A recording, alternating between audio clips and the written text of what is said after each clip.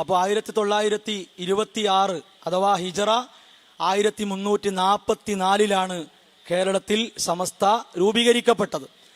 അതുമുതൽ നമ്മൾ എടുത്താൽ 1447 മൈനസ് 1344 സമം 103 വർഷങ്ങൾ. സമസ്തയുടെ രൂപീകരണം മുതലാണെങ്കിൽ 103 വർഷങ്ങളാണ്. അങ്ങനെ വരുമ്പോൾ ഷിയാക്കളിൽ ചെന്നെത്തുന്ന ഈ ദുരാചാരം അതിൻ്റെ ആയുസ് വളർന്നിട്ട് 1147 അവരെ പിൻപറ്റി വന്ന സൂഫികൾ പ്രകാരമാണെങ്കിൽ ഇതിൻ്റെ ആയുസ് എത്തിയത് 847 വർഷങ്ങളാണ്.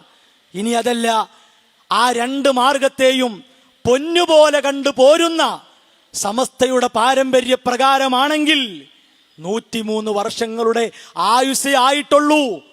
അതുകൊണ്ട് പ്രിയപ്പെട്ട ഉസ്താദുമാരെ, നിങ്ങളെ കാണുന്ന കേൾക്കുന്ന, നിങ്ങളെ മറ്റെന്തിനേക്കാളും സ്നേഹിക്കുന്ന സാധാരണക്കാരുടെ കണ്ണിൽ പൊടിയിട്ട് അവരെ കബളിപ്പിച്ച് നിങ്ങൾ ഈ രൂപത്തിൽ ദുരാചാരത്തെ പെരുപ്പിക്കേണ്ടതില്ല.